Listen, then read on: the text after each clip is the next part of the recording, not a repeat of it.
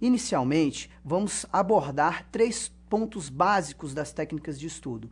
O primeiro é o planejamento, que é importante para que você tenha noção de quanto tempo você vai gastar no seu estudo, que tipo de matérias você vai estudar nesse seu estudo. Então, para que você tenha uma organização melhor do seu tempo, você deve levar em consideração seus afazeres diários, ou seja, se você trabalha, você deve levar em consideração esse tempo que você despende para o trabalho, o tempo do lazer, o tempo com a sua família.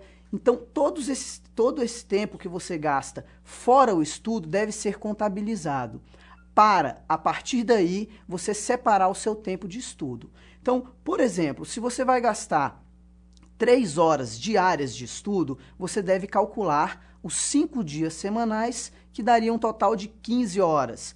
Então, essas 15 horas que você separou na semana, você deve levar em consideração na escolha das matérias e como você vai distribuir essas matérias nesse horário.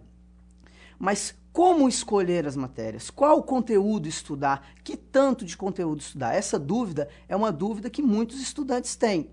Então, para que você tenha uma estrutura de seleção melhor dessas matérias, eu vou dar algumas dicas básicas. Você deve levar em consideração o conhecimento da matéria. Qual é o seu conhecimento sobre essa matéria? Qual é a importância dessa matéria com o conteúdo geral que você está estudando? Por exemplo, num caso de um concurso, o direito administrativo, o português é sempre importante, pois cai em todos os concursos. Qual é o tamanho da matéria? O tamanho do conteúdo que você tem que ser estudado, você também deve levar em consideração na distribuição da carga horária, bem como a sua dificuldade com esse conteúdo. Quanto mais difícil o conteúdo, mais tempo você vai gastar para aprendê-lo. Então, eu aconselho que você faça um planejamento que contenha a distribuição horária da semana de estudo com as respectivas matérias. Mas para isso é importante que você leve em consideração a sua autonomia nesse processo. Ninguém vai estudar para você, ninguém vai fazer esse planejamento para você. Então a sua autodisciplina, o seu comprometimento com o estudo é muito importante. Na sequência, eu vou tratar aqui agora algumas questões relativas às estratégias de estudo.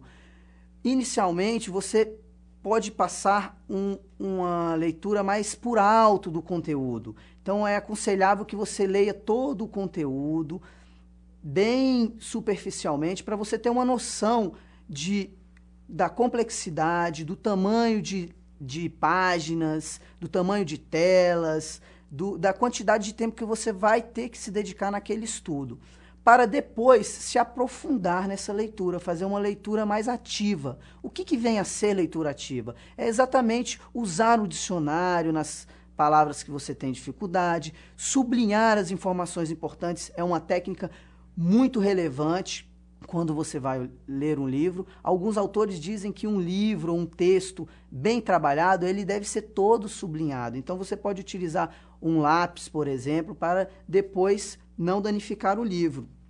É importante que se faça anotações, apontamentos, que você levante questões, possíveis questões de prova. Isso tudo dá a você uma segurança na hora de fazer uma avaliação. Concluindo, uma questão não menos importante tem a ver com os fatores que influenciam o seu estudo. Certamente você deve ter pensado, o ambiente de estudo é um dos fatores primordiais. Eu não posso estudar dentro do carro, eu não posso estudar com muito barulho ao redor. Então, aconselha-se você procurar ambientes de estudo mais silenciosos, como uma biblioteca, por exemplo. Um outro fator importante é a questão dos recursos que você irá utilizar no seu estudo. É importante que todos esses recursos estejam às suas mãos. O que significa isso? Que você tenha, junto com você, os livros, os textos, os vídeos, o caderno de anotação, seja lá qual recurso você for utilizar, para evitar que você se levante, se distraia, procurando algo que seja necessário para o seu estudo.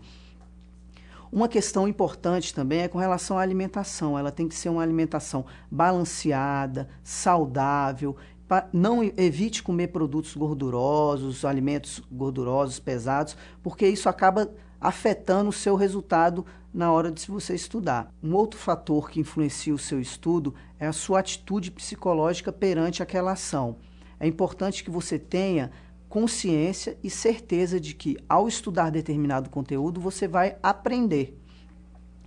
Outro ponto que cabe ressaltar é com relação ao seu compromisso, seu comprometimento e também dos que estão ao redor, ao seu redor, nesse momento de estudo. Então, sua família, colegas, amigos, todos eles têm que estar cientes de que você está engajado numa ação de estudar. E qualquer fator que te tire a atenção desse momento pode prejudicar não só você, mas todos os que estão ao seu redor. Para finalizar, gostaria de ressaltar a importância da postura física perante o estudo.